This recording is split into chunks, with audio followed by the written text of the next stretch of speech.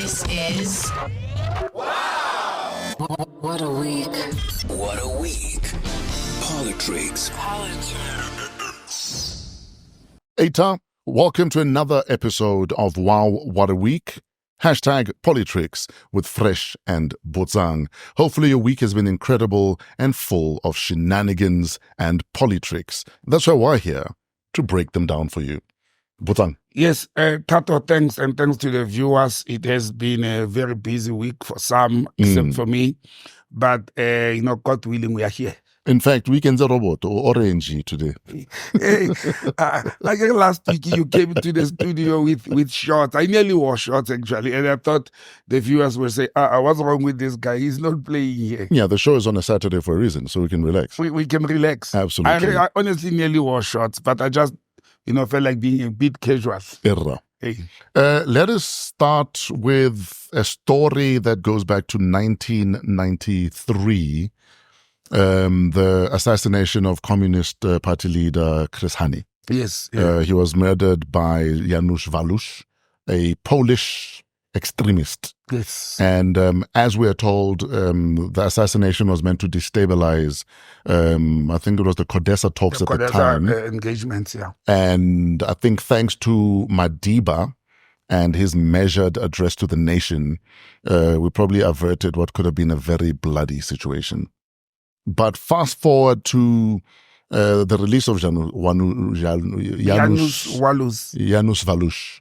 He was released, obviously, on parole because the system says after serving X amount of your term, you must be released. Yeah. The Communist Party objected. Hani also objected because she feels there hasn't been a full disclosure or any remorse shown.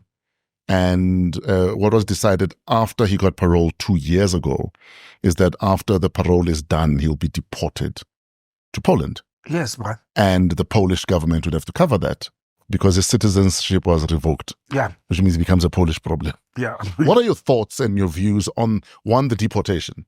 Because my view is, and given the politics in Poland, where there's a lot of right-wing activity, exactly. You're martyring him by sending him back home versus he must die here. Look, Fresh, unfortunately, when there are laws, the laws are there to be obeyed and respected too. Funny enough that this week my Ramukolo favorite, my uncle was saying to me, you like to talk about laws and respect of the laws, but criminals don't respect the laws. Yes. But look, it is within the South African. I want to focus before we go to the situation in Poland. It is within the South African, legislation, the parole system of the country allows. But you will remember that when Janusz Waluś time came to be considered for parole, the opposition by Hani as well as the South African Communist Party and other interested parties was on the fact that he did not disclose who actually sent him. Exactly. Who was he acting on behalf of and all that. But was it really just the two of them? It was, exactly. Was it just him and what is the other, Clive Darby Lewis? Who provided him the gun. Yes. Now, Fresh, that is politics. And I think they were trying to use something that could have been on the line with the Truth and Reconciliation Committee. Yes. And all that. But that's politics. They were playing politics. However, in this instance, wrong or right, it is about the parole and the justice system of the country. So, for instance, when Justice Minister Lamola back in 2020 rejected the parole, yes, was he acting out of place? Look, remember because the he was due for parole. Yes, but and first of all, remember it is the prerogative of the Minister of Justice and that time Constitutional Development, and it was still with even correctional services at time. When he rejected, it was exercising his powers. Yeah, to say we can accept this parole or not. But the basis, that's why they lost the case. When I say they, I mean the government. The Court said it was an irrational decision. The Constitutional Court came with a ruling that it was an irrational decision. Yes. It was not in accordance with the constitutional right of human beings in South Africa, the Bill of Rights. It is also not in accordance with the parole rules. He met all the requirements of a parole. There is no requirement in the parole rules of this country that you must confess your sins.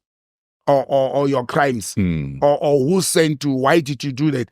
The system, the justice system had already found Waluś guilty for murder because he was the trigger man who shot and killed the late Chris Hani. You understand? So he was already found guilty and served his sentence in accordance with the constitutional provisions or the Department of Justice provisions or correctional service provisions.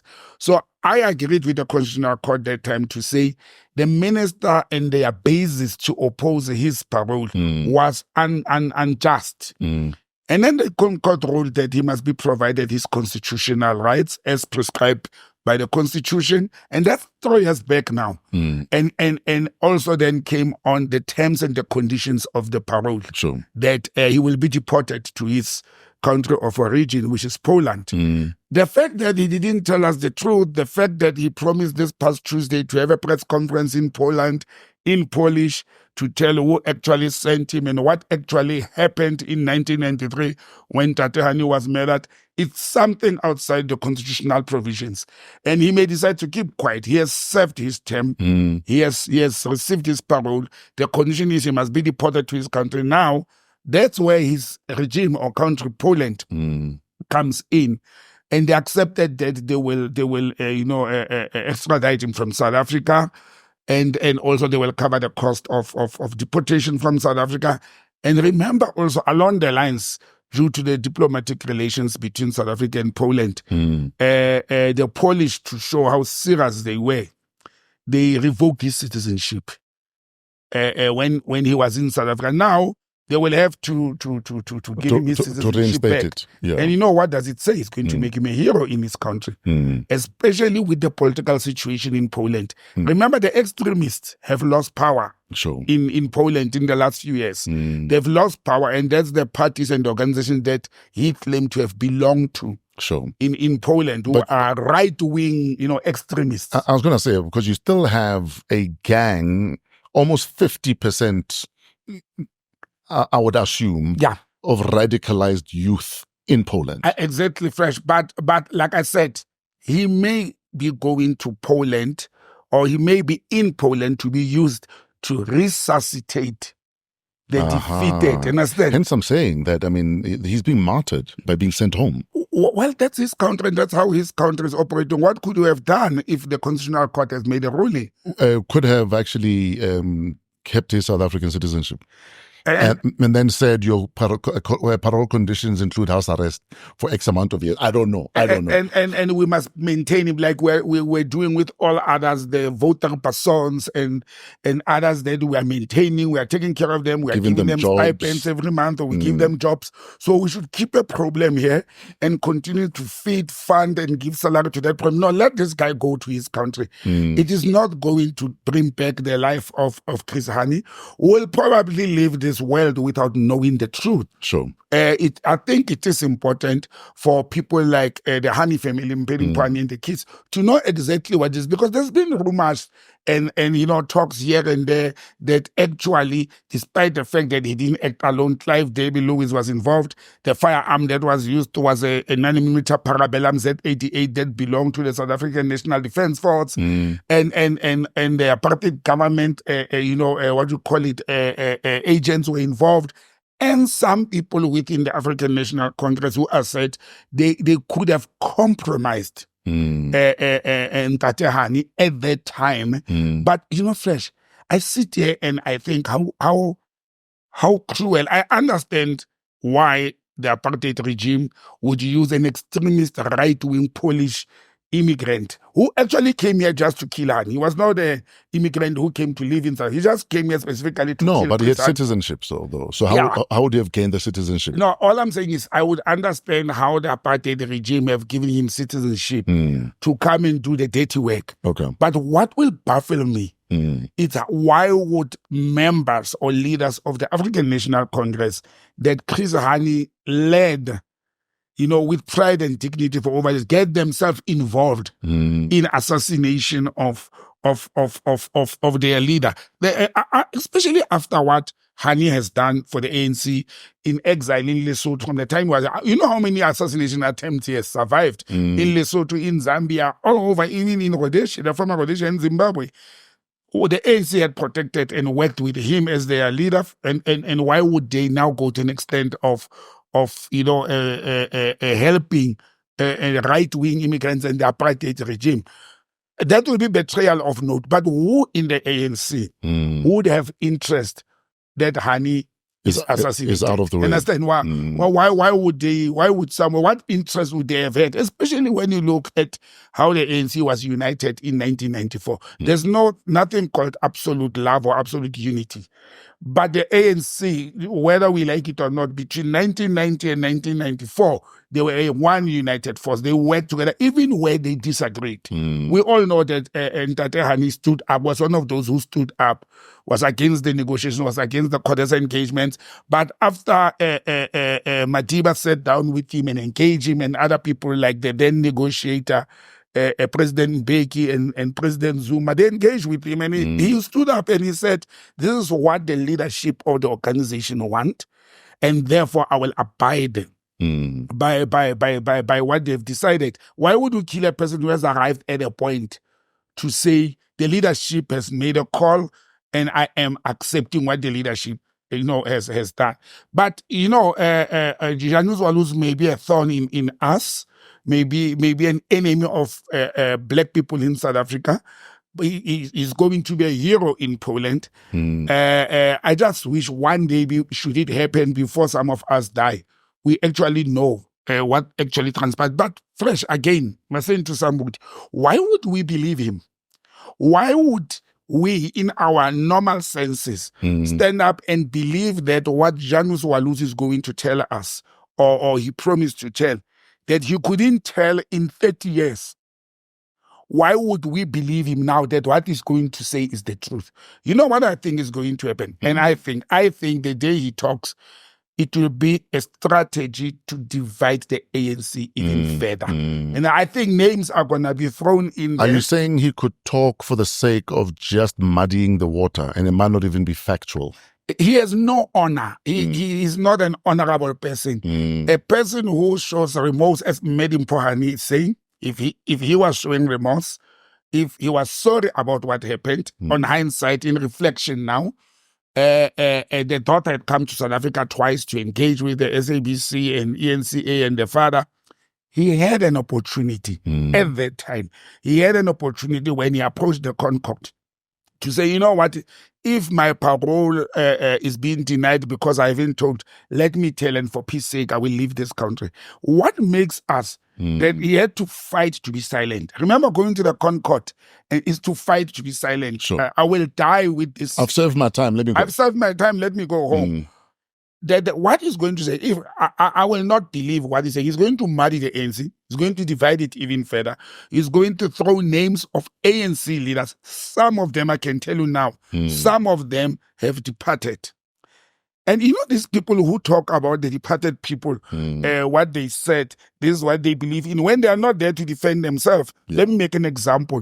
This past week, we saw in one of the weekend newspapers, the now Prime Minister of Sambapedi clan, Ngwako Ramatlhodi, the former premier of Limpopo, standing up and releasing what you call this thing, a WhatsApp conversation purported to be between himself and the late Minister of Finance, Mr. Tito Mboweni. Now, that's a month or two after Mr. Tito Mboweni has passed on, and you release these WhatsApp conversations that nobody has come and tested if they really existed, or they rely on what Ngwako Ramatlhodi is telling us to say Tito Mboweni was against the GNU. Tito Mboweni felt Ramaphosa is a sellout and all that. That's absolute nonsense. So why did you not say it while Ntate Mboweni was alive? When they were having that conversation, Exactly. there are people in the ANC who stood up like Solima Paila, as well as the Sisulu lady, the former minister Sisulu, who stood up and said this GNU is not in line with the ANC policy.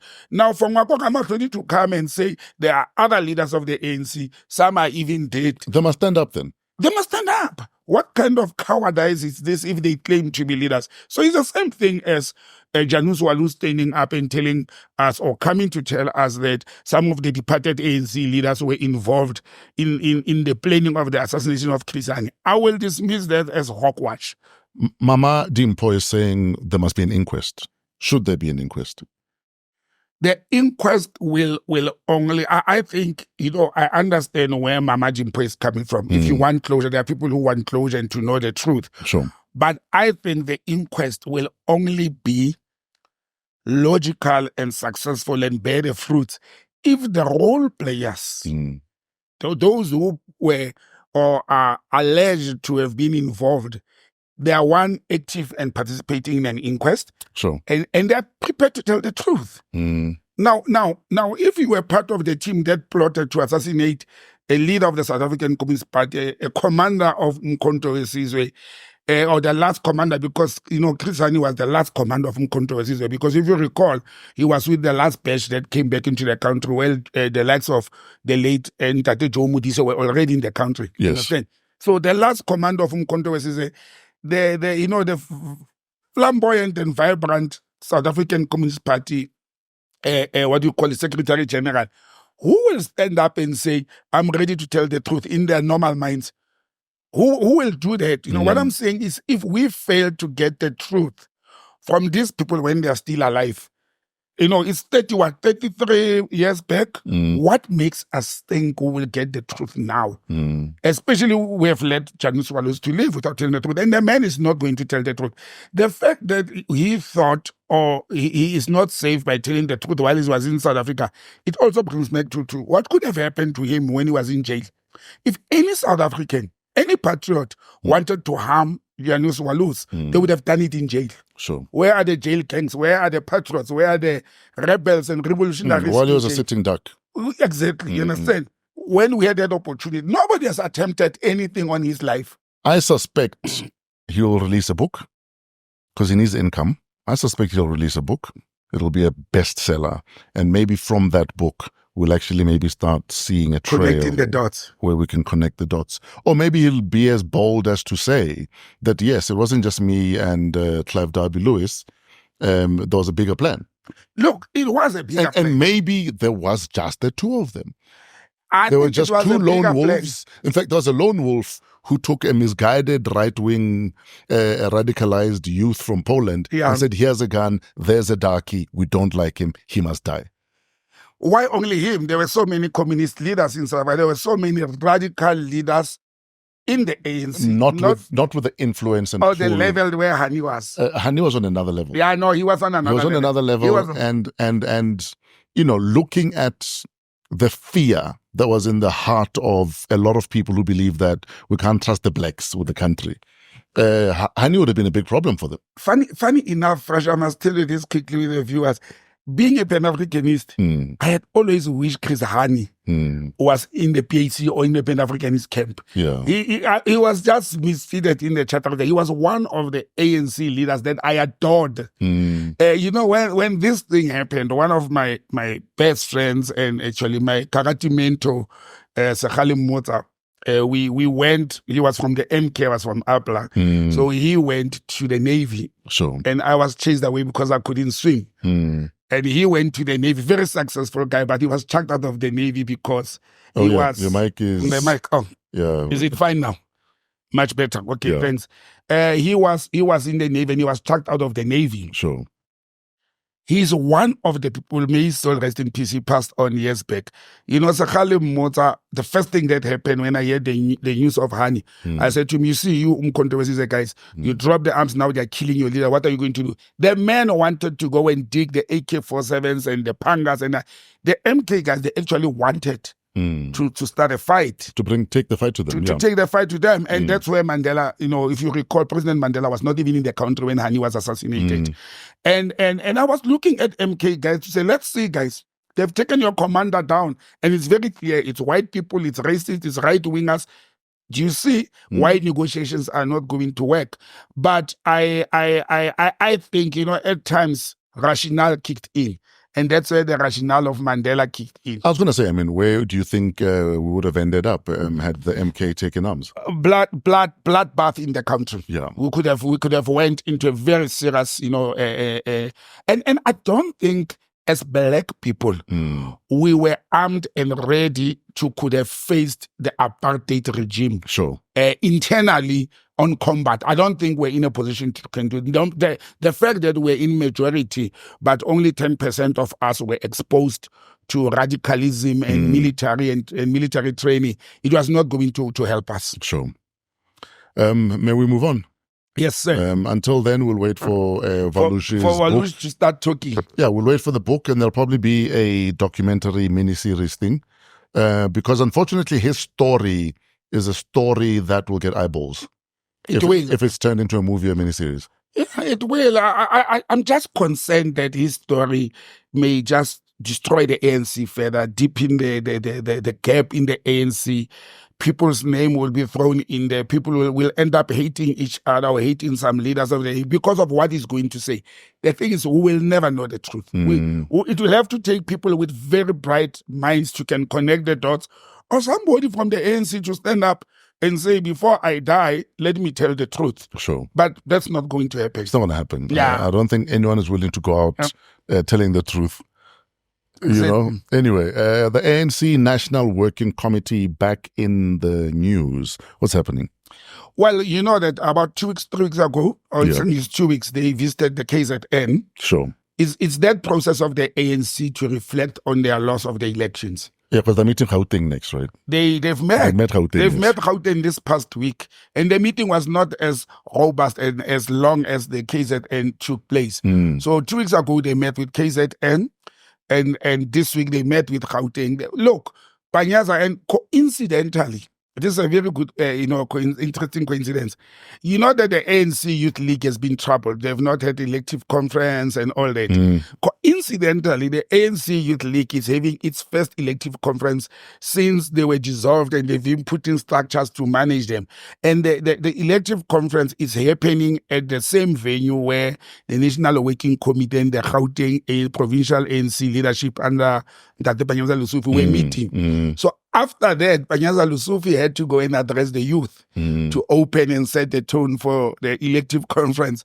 But let me tell you, the Panyaza that was in the room talking to the National Working Committee and the Panyaza that addressed the youth were two separate people. Sure. He is still rebellious. He's standing very firm. Panyaza knows what the youth and the black people of Gauteng are going through. And the Gauteng provincial leadership of the ANC is very solid. They are very solid with their standpoint. And they don't, in a Kasi language, township language, we say, they don't buy this thing of the DA. Sure. And it's really, the DA is really hammering on Gauteng to keep on making this noise so that they can say to the national leadership of the ANC, that Braki, that little chihuahua of yours named Gauteng is giving us problems. And that's where the DA wants the ANC to have the infighting. Yeah, but I get it, the deal has nothing to do with provincial governance. Look, the deal has to do with, it's not fresh. It doesn't work like that. The deal is the deal between, you see, lying catches up with people. There's not a national deal. It's a DA-ANC deal. Full stop. Full stop. So it should be applied across. It's from top to bottom across the board. They must paint everything the same color. They have to play as DA and ANC agreement. I mean, we have seen people coming out slowly. Even President Mbeki went to address that National Working Committee meeting, saying the ANC is not truthful to itself. I mean, I was shocked that President Mbeki this week, in the same meeting, addressing the National Working Committee and the NEC of the ANC, saying, why is the ANC letting President Ramaphosa to continue misleading them? That's President Mbeki's words, not mine. Yeah. And to say misleading them, he promised them this engagement with business, and he had 5 plans, and only achieved 1 or implemented 1, which was not even successful. Yeah. But the ANC is continuing to let President Ramaphosa to give new promises when the old ones are not achieved. Why are they waking up now? He never achieved much of the promises and the policy conference resolutions or elective conference resolutions, the NEC resolutions. He never achieved them. He keeps on bringing the new ones. Now President Mbeki is asking them, what are we doing? Why are we still listening to this guy bringing new ideas with business? He's calling again for a business seminar. Then the Youth League is radicalized. Is trying to wake up. Remember the Youth League of the ANC, in true sense and honestly, it last happened when Julius Malema was there. After that... Yeah, Julius was the last set of teeth. Yes. Now, Gauteng, I think they became smart. They diverted attention from what the NWC was meeting them for, which was underperformance and the further loss of Gauteng. Remember, in the previous elections, I think they got about 50% or something like that. Now they dropped to about 34 point something percent. So they diverted attention to say, hey, we've got internal problems. We've got bigger things to be dealing with here than to focus on us not performing. But let me tell you what actually surprised me with the ANC. Immediately after that, their Secretary General, Mr. Fikile Mbalula, stands up to address the media and says, now that they've met KZN and Gauteng provincial leaders, the NEC will only issue the outcome of this engagement after the NEC meeting in January and after or during the January 8th statement. Why did they put us through all this hype when we're going to wait for January 8th statement? Why did they start this process in October, November already and wait for January 8th? I think they're testing the waters. I think they have realized that they are pressing the wrong buttons. Remember last week I said they will be very naive to can disband it. And Fikile says there's three options. But listen to this fresh, and people must listen to this carefully. He says there's three options. Either they leave the provincial structures of Gauteng and KZN as they are. That's one. Either they disband them and put temporary structures, or either they help them, they boost them, they move people around and all that.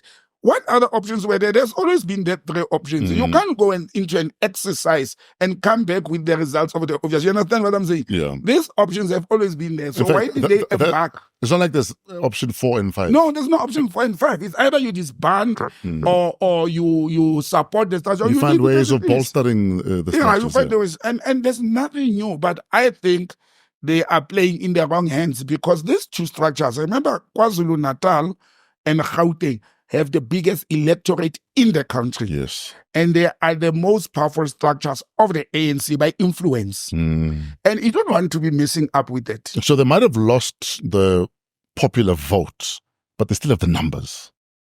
And Fresh, we must be honest and logical.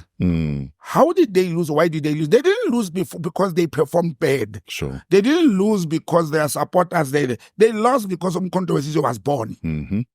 One of the years, their most popular flamboyant leader, Jacob Zuma, went and formed a political party. And they lost because of that. And can you really blame anyone for that? No, you don't. When you have failed to, when you have failed to deliver what your constituency wanted, yes, and one of your very, very important leaders decide to take that constituency on and you also look at the margins. Sure. Look at the percentages that Umkhonto gained. It actually resonates with what the ANC lost. Exactly. The numbers, the percentages, whatever. So you can't blame the current leadership. In fact, Deputy President Mashatile was saying that you know it's fruitless that we want to point fingers and say it was Botsang's fault, it was so and so's fault.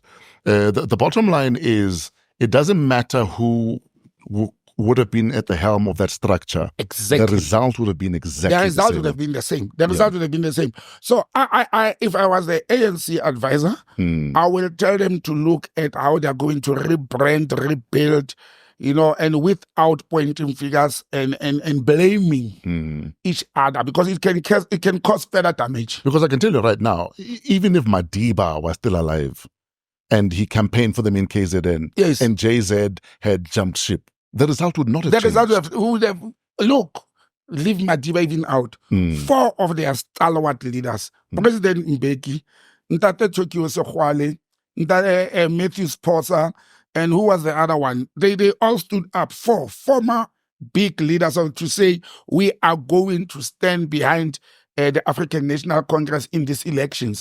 So I actually joked, if you remember that time, I said it was 4 against Jacob Zuma. Yeah. And it came out clear that he beat all 4 of them combined with the numbers, the structures, the money, and the resources they had. And that's what they should be focusing on. How do they deal with the elephant in the room? The elephant in the room is some controversies. Absolutely. Now, while we're still talking of President Ramaphosa, he's been trending, as always, for wrong reasons. When his Nigerian counterpart was in the country a week ago, yes, obviously, they had bilateral discussions, trade discussions, and he also spoke about how visa applications for especially business people wanting to come to South Africa are going to be made less tedious. Yes. But people interpreted that as you're opening the border. You must resign. In fact, there were even calls for President Ramaphosa to resign. Yes. And I mean, they even issued a statement clarifying exactly what he meant. That all we're saying is now when you apply, you don't have to hand in your passport. As long as we have a picture of the biometric side of your passport, then the process doesn't, so there's -1 hoop, but we will still be thorough in how we process everything. That's my understanding. You brother, man, you have it right. And you know what? This happened last week and we didn't cover it. It was not part of our agenda or topics. But because of what happened after, that's why I said, I think we need to talk about this. I'm not one of the people who favors President Ramaphosa or his leadership. I hardly defend him. But again, I'm not talking about President Ramaphosa. I'm talking about the process, the rules of the South African consular service or immigration services.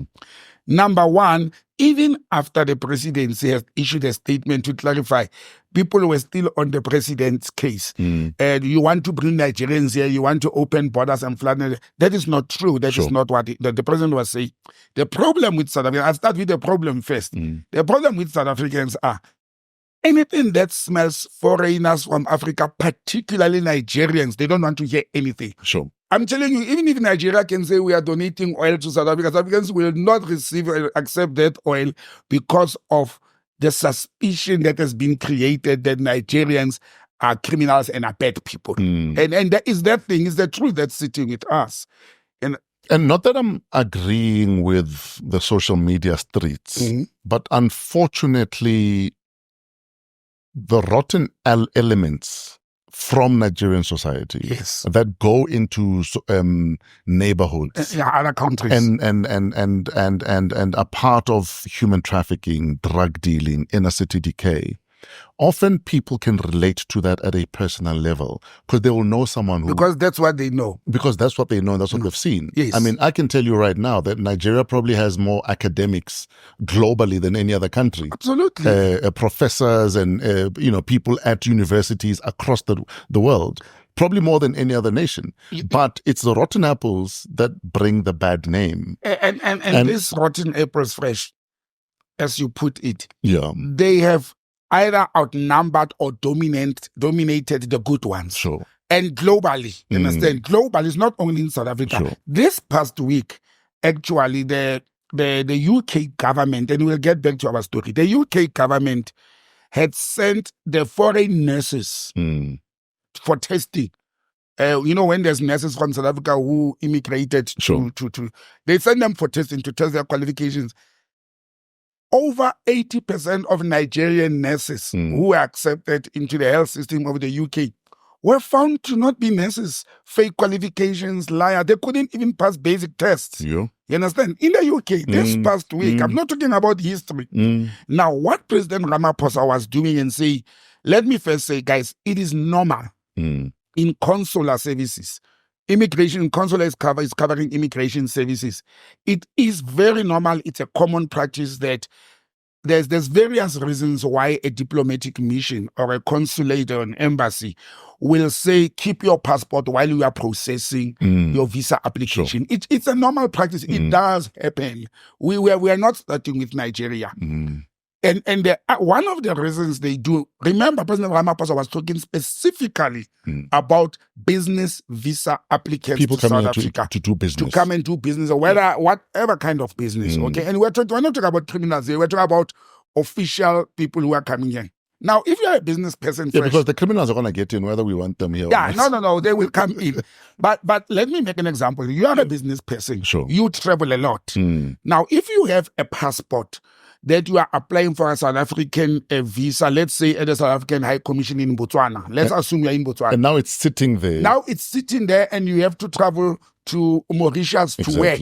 Exactly. You know, you need your passport to travel. Now, South Africa is saying, we are going to make it easy for official visa applicants to say, while we are considering your visa application, you can keep your passport. You can keep your passport. Yeah. When we say we have granted your visa, you must bring that passport. But people did not read. The government went further to say you can't even bring a different passport from the one you gave us. You must bring back that one that we kept, its biometric page, certified. We certified it. You must bring exactly that one so that we can put your visa a label in your passport. That's common cause. That's normal. I mean, I'll give you an example. When I traveled to Europe a couple of months ago, yes, I had to speak to the visa office and tell them that, listen, I'm applying, but I still need my passport. Yes. But I had to ask them nicely that, listen, yes, I need my Schengen visa. Yes. But right now I need my passport because I'm traveling. Somewhere while else. You're considering it, exactly. I will bring it back after traveling. Yes. But some countries don't allow that. Yeah. And for that reason, you're going to lose out on someone who's got $1 billion to spend saying, I can't apply for your visa because now it means I can't travel to my other destinations to or other business destinations. places. Yes. So all it is it's minus one hurdle, but we will still vet everyone who's applying. Again, there's another element having have worked in an environment. A passport, it's a face value document. Sure. If you are keeping let's say 50 Nigerians are applying for business visas at the South African High Commission or Consulate in Abuja. If you are keeping the 50 those passports, you must safeguard them. Sure. You must keep them in such a manner that they are not stolen, they are not lost, or they are not damaged. So it's an extra responsibility to do that. And like I said, I think the problem here is it's because it's the Nigerians. You know, people went to an extent of even asking when the president said we want to see more Nigerian products on South African shelves. People went to an extent of saying, what are Nigerian products? Rice. We don't need that they arise here. It's already here anyway.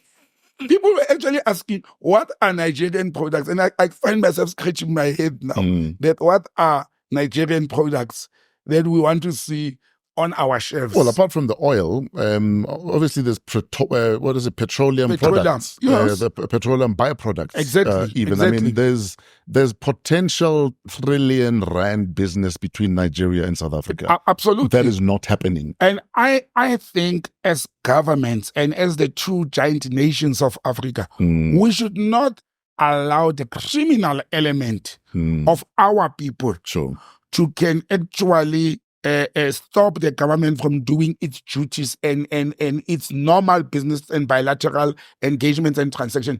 We should actually encourage the government to guard against criminals who are taking advantage of opportunities that the government had created. That's what we should be doing. There are criminals. There are, for example, Fresh, I'm running an Airbnb business. I don't, honestly, and it has nothing to do with xenophobia or what, but I've taken a conscious decision after experience that I do not allow Nigerian nationals to book my business because of the way they've conducted themselves before. And those people, I found out they were criminals. So they have now soiled everybody else. Unless I've got friends from Nigeria.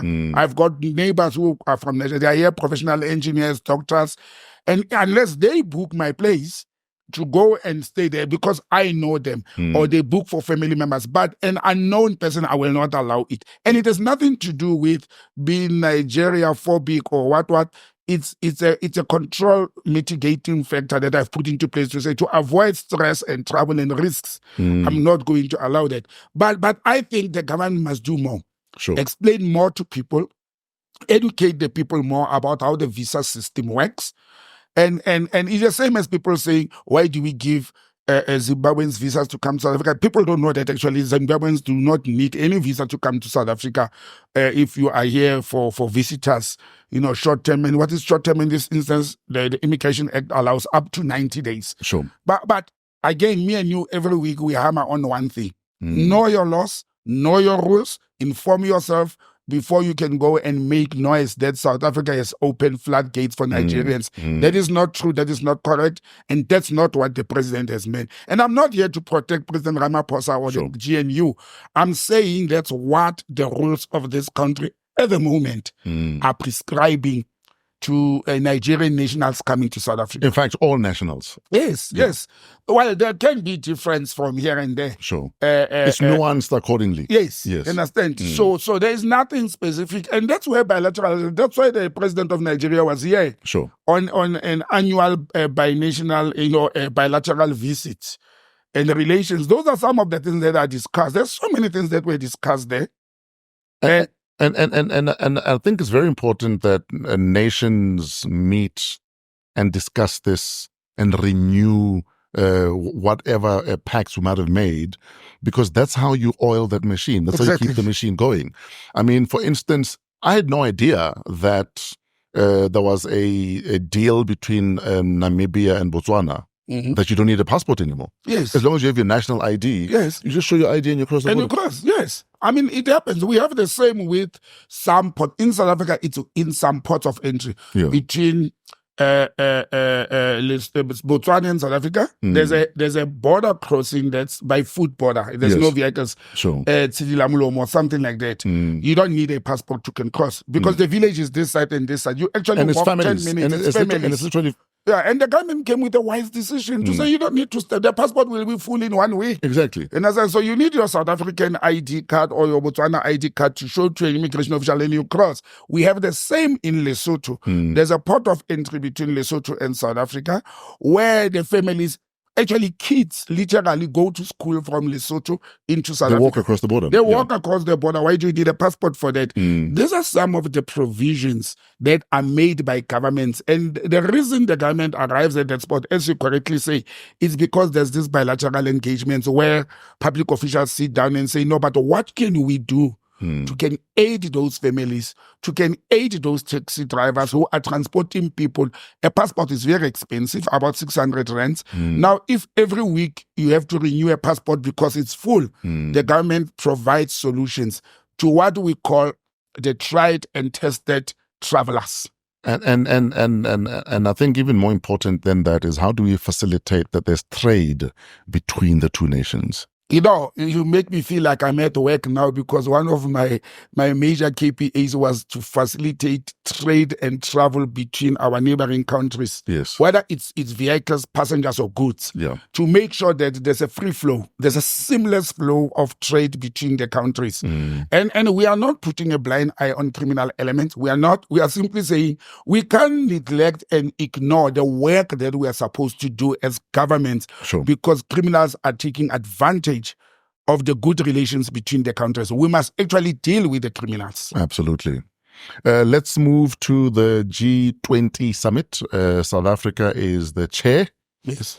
And SA's G20 Sherpa, Zane Dango, says concerns about Trump's administration are not top of the agenda. The G20 Sherpa met for a second day. They met on Tuesday, I think, yes, in Sandton, deliberating on issues expected to take center stage during SA's presidency. What are your thoughts on the G20 so far and where we're going? And Zane Dango also being the Sherpa. Well, look, Zane has been in government diplomatic circles for some time. Yeah. I think he's well fitted to can do that. But I actually like his approach of saying they are not going to waste the time and the energy of the G20 to focus on the bilateral relations with the US, the Trump administration. There's platforms to can handle that. South Africa has an ambassador designated. By the way, a month ago, I said rumors that the former ambassador to the US, Ibrahim Rasool, is going back. He's going back home. It is confirmed. He is going back there. Yes. So my sources were very right at that time. But I think Django is handling this very well. Let South Africa focus on the G20, which in my view it's a toothless dog barking. Look, these are 20 governments. Actually, it's 21. I've explained before that they've taken Africa. South Africa is chairing the G20 now, starting from the 1st of December moving forward, representing Africa that came as a, what do you call it, as a bloc. As a collective. Yeah, as a collective. Because we are one count. Nonsense. Imagine. Yeah, very tell. So that, look, Fresh, how many international bodies have we chaired? How many supposed to be influential bodies have we chaired as a nation? What fruits is it bearing for us? The G20 involves developing countries. I've listened to the Sherpa of Brazil. Again, Brazil talking as if they are representing us. They are saying, Africa, rise, stand up, look at us. We didn't come as a bloc in Latin America. We come as Brazil and individual countries to the G20 because it's the 7 richest countries from the G7. Then they've added these little ones that they want to control from the so-called global south and countries that are developing countries. And we found ourselves in the middle of that. You understand? I am concerned that I don't think our leaders, particularly President Ramaphosa's administration, it is not honest to the global countries about the situation in South Africa or in Africa in general since they went as a collective. Fresh, let me make an example. Why would you take the G20 countries that are focusing on development to a meeting in Sandton? Why? If you want these developing countries, remember what President Ramaphosa said in Brazil when he was handed over the baton of the G20. He said he wants the global north, who are actually investors and business owners in Africa and they own our mineral, to come and see how our people live in poverty and squalor because they are not plowing back. Absolutely. Now you take those people, they're in South Africa, they're having a meeting in Sandton, under the big statue of Nelson Mandela. They did not see the reality. They should have taken this G20 meeting in the middle of Alexander or Khayelitsha. Or take them to Marikana. Or take them to Marikana. So they can see how miners are living. Actually, that's a good idea. Take them to Marikana. See how the miners there are mining for them. For them. Those who are taking our minerals in the mines, or whether it's gold, whether it's platinum or what.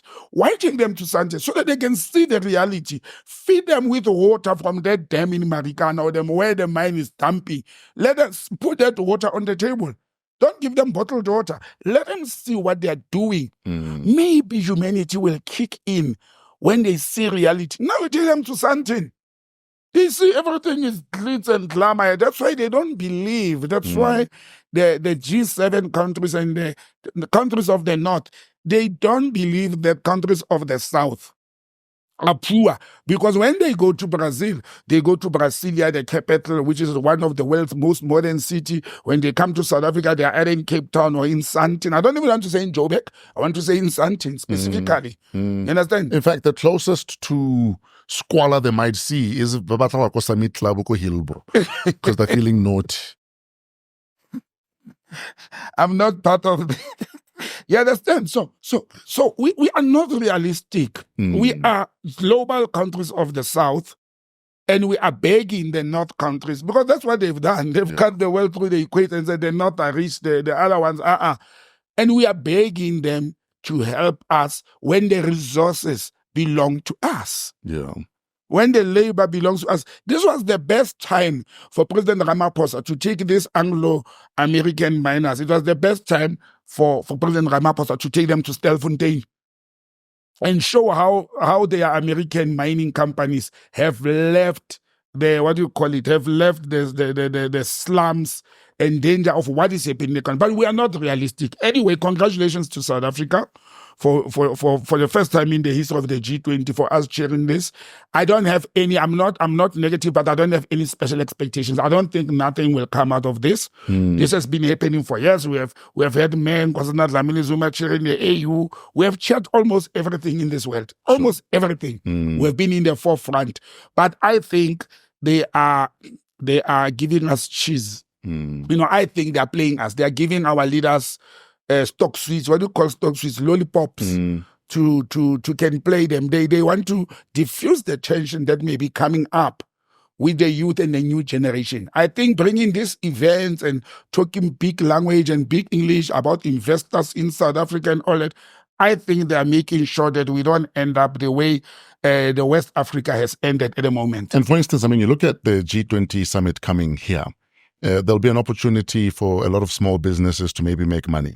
Yes. But I will bet you any amount of money, a lot of opportunities are probably going to be given to people already getting opportunities, already in the system, already friends with the people that make the decisions about where do we book these people, where do we send them, who's going to provide the entertainment, whose sound system are we hiring, who's doing the catering. It's almost like it's one feeding pool of the same people. So there's an opportunity here to increase the value chain, to diversify the value chain, to give some kid who's never had an opportunity to be a tour guide. Yes. To turn off those guests. Absolutely. Yeah, no.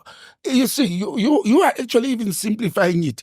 We could have used that opportunity. Like we did during the World Cup. You remember during the World Cup, there were people who were building backyard rooms and all that. There's still B&Bs that never had one guest. Yeah, but it did not happen to that level. But opportunities were given to other people. You are mentioning tourism, a tour guide. Yeah. There's a lot of youth who went and studied a learnership provided by the government for tourism. This was an opportunity to go to those schools or institutions that actually were rolling out that government learnership program to say, where are those youth? Let them come and escort these delegates in vehicles branded and provided by Fresh's Quantum, for example. Take them into the townships. No. The money is going to go again. That's why it's in Sandton. They're sleeping in hotels in Sandton. You understand? Who is recording this? Who's filming this? Whose equipment is being used there? We are failing to can go for the low-hanging fruits that can make an impact on economic lives of the ordinary South Africans. There's an opportunity to say we need, 50 videographers, and we're going to assign you a delegate to document that trip in South Africa. Yes. And we're going to use that on social media to talk about this is the other side of South Africa that the delegates experience. Yes. There's so many opportunities to empower young people who are... South Africa is some of the best videographers on social media right now. Exactly. When you look at the content. Our social media is buzzing. But how many of these kids will be given an opportunity to document, even if just you're going to follow the AU delegates. And we need a 3-minute video every day of what they were doing. Different. Yeah. Take them to go and eat in the township. Take them. No, they'll do that, but they're all going to go to Wendy's. Wendy's is going to be on some hot eats. Yeah, but it's full. But diversify. Take them to different places. Exactly. That will not only boost that particular young individual to be exposed and have an economic opportunity. It will also boost our tourism. To say it's not only about Sandton and the Nelson Mandela Square. There are other places that tourism can tap into. But no, Fresh, our government leaders or political leaders work in silos. They don't have a foresight. You understand? They don't see a bigger picture and big opportunity. I've said before, most of the successful countries in the world, Malaysia, Singapore, and many other countries, they became successful due to small business. Sure. Due to small business, they are where they are today due to investing in so. And investing is not giving people money. And making it easy for the businesses to operate. Yes. Less hoops to jump through. Yes, you must have legislation, but it must not be a hindrance to me starting my business. Exactly. And that's where we have failed to grab the opportunity to be. That's why I'm saying, what does it mean that we are chairing the G20? What does it mean to an ordinary South African? Sure. What impact is it going to make to an ordinary South African if we fail to grasp the opportunity at the opening ceremony that has happened this past week of the G20? We should have exploited the fact that over 300 delegates have been to South Africa for the opening of the G20, from the committees of finance, from the governors of reserve banks, because there's so many committees that are happening. We could have taken advantage of that, and we are not doing that. Where is small business? Where is tourism? Where is social development in this instance? Why are we not using Botsang's B&B?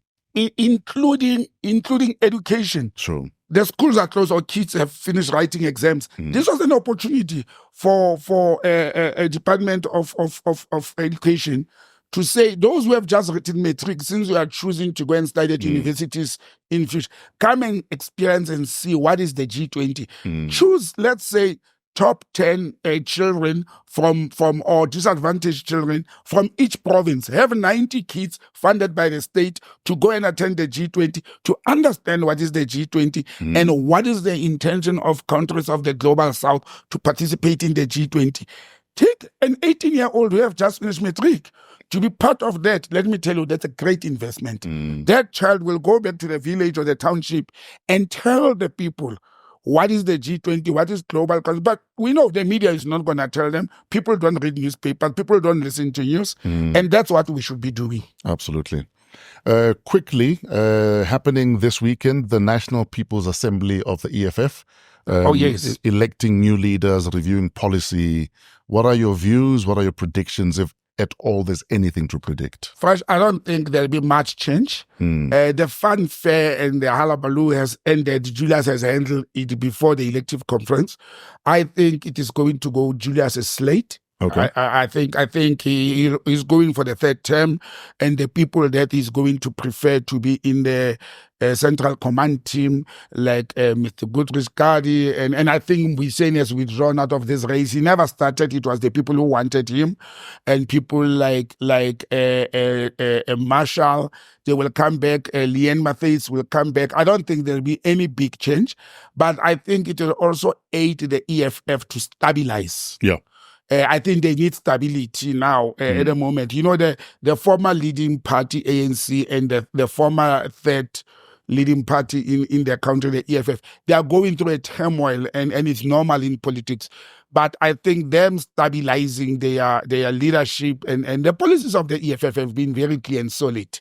And I don't think there'll be much changes. I think they should look at the strategy of how they are going to be running the movement or the organization from now moving forward. Sure. I think they need more work on that than policy and leadership. Leadership, I don't expect any changes. I think Julius is coming back. That's definitely nobody challenges him. I think Leanne will be in. I think the Treasurer General. I don't think Mboiseni will be on the top 6 of the EFF. I think. Do you think he'll last another year at the EFF? You know, Fresh, this has been a difficult one. If I was Mboiseni, I will stay in the EFF. It will be good for him to stay if he wants to further his career in politics. Sure. Leaving and jumping gun is just going to cause him more stress and say, we knew you were an opportunity. Remember, Julius's idea is that they are waiting to lose at the elective conference and they will jump ship. Sure. I would not give him that. If I was him, I will not do that. But Mboiseni has said it over and over how, Dr. Ndlozi, how he loves the EFF and he has no plans to leave. But, politicians, they all say that. And tomorrow we have a different story. Absolutely. But I think he will last. Okay. I think if he takes a back seat and keep quiet and focus on building the organization that he claims to love, he will last longer than that. Sure. Yeah. Let's go to Ghana. One of the many nations going to the polls this year. Yes. So in 2016, John Mahama was voted out amidst accusations of corruption amongst other things. The economy was also problematic. There was an energy crisis in Ghana. And earlier this week, Mahama was voted back into the presidency by the people of Ghana. I think he won by 55% of the vote. What are your views on what's happening in Ghana? Look, first, we spoke about last week how definitely the outgoing president will lose. The writing was on the wall that he is going to lose. But for the Ghanaians to bring back the men they have taken out of power almost 8-10 years back, I don't know whether there's a vacuum of leadership in that country, because recycling politicians, it also says a lot about the nation.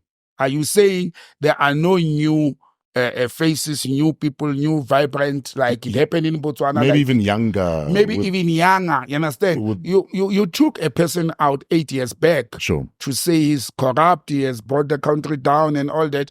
And he has been out. He actually never even lived in the country. No, he didn't. You understand? Yeah. Now you think that person will come back recycled and better, being a better product. Maybe they're hoping he's had a Damascus moment and he's a new man and he's coming back with new energy. A new man He's coming back with a renewed fervor and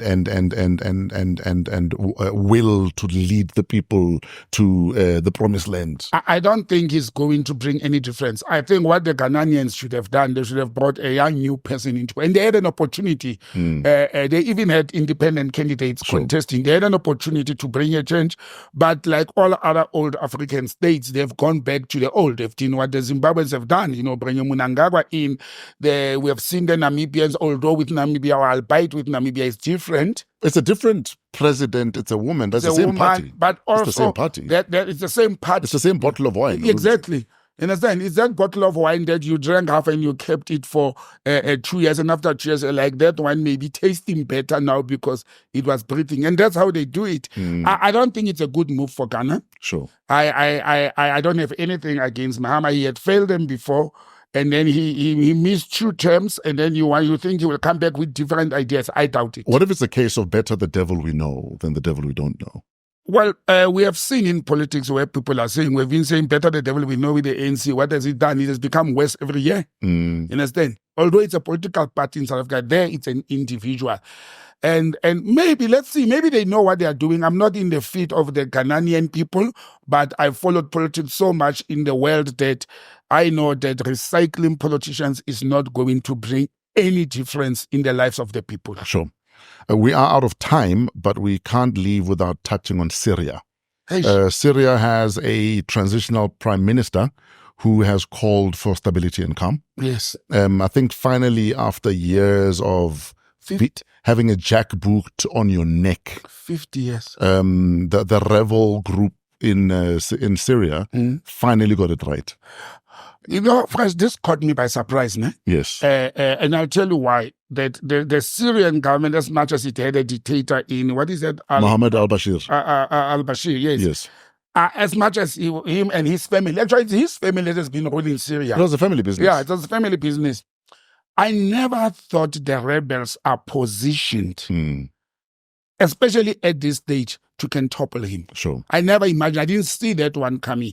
I was worried about Israel bombing Syria and a war escalating in that country than the internal one. And especially that the al-Bashir government was backed by both Iran and Moscow. Yeah, Iran and Russia. Yeah, Iran and Russia, backed by that. But I also think the rebels took advantage of the fact that Iran is busy fighting and focusing on Israel, and Moscow or Russia is busy focusing on the war in Ukraine. And I think they took advantage of that. But we must also remember that they did not topple him and he didn't run away. They let him, they gave him a passage to can leave, to can go to Moscow. They could have blocked him into the country, but there was also a mutual agreement that pack your bags and go. We want to run the country at the moment. So they didn't do what the Libyans did with Gaddafi. Sure. You understand? They didn't do that. But look, it's a change of regime. But your worst enemies in the world, Israel, then takes advantage of that, breaking international rules. I was going to say, breaking the no-fly zone. How's Israel and now bombing Syria like nobody's business? Bombing military installations. Yes, because remember, the Israelis believe that Iran has been arming Syria. So now I don't disarm them. Now we're going to disarm them because the arms will fall into the hands of Hamas, Hezbollah, and you understand, and all the rebel groups that are fighting. Also, it's preemptive. They are preempting. They are preempting. We're protecting ourselves. Yes. And they went and they started bombing Syria when it's going through political transition. Not that they care, but what of international law, though? Fresh, when did Israel ever respect international laws? Hence I say, not that they care. I mean, they flouted UN conventions just in that act. Do you know that the day after they started bombing Syria on Sunday night. On Monday, the ambassador to the United Nations issued a note verbal to the UN Secretary General Antonio Guterres to say, by the way, we know that we have broken the international treaty rules and the airspace and the war zone, but we are doing it to protect ourselves. Imagine. In case these people lay their hands on those arms and come to attack us. Is that why they bomb children in Gaza, in case they turn into adults? Into adults. Yeah. That's how Israel operates. Is that They the same say thinking? in case this infant grows and become a teenager and a suicide bomber, let's kill him before. Okay, And that's what they've done in Makes- Syria this week. It It's makes sense. again, look at it. They are saying they are bombing those military barracks and all that, so that the rebels must not lay their arms on these arms, their hands on these arms. The same Israel has laid its hands on the arms from the United States of America. They are using American arms to kill children in Palestine, in Syria, in Damascus, in Lebanon, and everywhere. Understand? And it's okay with the UN. Yeah, They even tell the UN that we are going to do it. imagine. So there is no rule of law that the Israelis are respecting. But to show you how much of a brutal leader al-Bashir was, the fact that Syrian refugees are coming back in droves Yes. this week alone. It's in less than 3 days, the people were flocking back. But that's what dictatorship gone wrong does Yo. to the people. And certainly with Syria, other people will get involved and take advantage of this, like Israel and so forth. But he was a very brutal leader. Yeah. I mean, also, he did nothing. You know, Fresh, that country has been in a war for what, 20, 30 years? There's no roads. Did you see the fleet? There's a video making rounds of the fleet of vehicles that he owned, from Ferraris to Lamborghinis. Where was he going to drive? There's a whole basement at the palace. Over 50 luxury Bentleys and all. Where was he going to drive those vehicles? You know, African leaders, they still better. They're all thugs, but they at least buy villas in the Mobutu Sese Seko. They buy villas in Switzerland. The modern day ones, they buy in Dubai. But putting 50 super vehicles with zillions in the garage, and you don't have street, you can't even drive them because there's missiles flying every day. I don't understand how old dictators think, actually. I laughed. My first ever visit to Mozambique over 10 years ago. Yeah. And so they were showing me around, my host, and we drove past the State House. Yes. But the road right in front of the State House, just potholes. I'm like, the very least I would do is say, guys, can the road in front of my house at Fix least? it. Now, I'll tell you why. I lived next to in that road. Yes. That White House, I lived in the apartment next door. Uh-huh. Because it was owned by the Danish. So I was living in the presidential compound. Let me tell you why, because they don't stay there. They don't stay in that State House. They've got beautiful houses in the countryside and all that. They are not staying in. That's why they don't care. They never drive that road unless they're in a 4x4 to go and charge if the cleaners are removing dust. But the Mozambican presidents, they don't stay in that State House in the center of Maputo. And that's the reason they don't care. Check the road that goes to Shai and Inyambane where they've got villas. You must check those roads. I'll do that on my next trip. Yeah. In fact, I had a gig in Mozambique, I think the 28th of December. Now. And they've had to cancel it because they don't know the direction things are going. Yeah, but things have gone worse. You saw what happened. Things have gone worse this week. Even at the border, it's bad now. No, it's so bad at the border. And, I feel so bad, Fresh. It's so bad that I listened to the Minister of Transport saying the Mozambicans told them the night before, Lebombo border post is the busiest post coming to goods. Yes. Ne? And the Mozambicans woke up and said, we can't afford to have the port of entry, the border of Lebombo be open 24 hours, as we normally do. Sure. They didn't even consult. They just took a decision. It's so bad. I don't know if I have to give an advice to any traveler at the moment, based on my experience. Sure. I will tell anybody it is not safe to travel to Maputo at the moment, even if we are going to festives. They may take advantage of the fact that we may find ourselves locked up in Mozambique until the end of January. Yeah, dude. I would not recommend that. Yes, sir. Yeah. We are done. We're out of time, and we are going to do this one more time next week. Hey. And then we're going to take a holiday. When I spoke to Kelly to come in the studio this morning, I'm like, are we finishing today? Aye, we have one And he more said, week. no, Fresh is refusing We have more. one more week.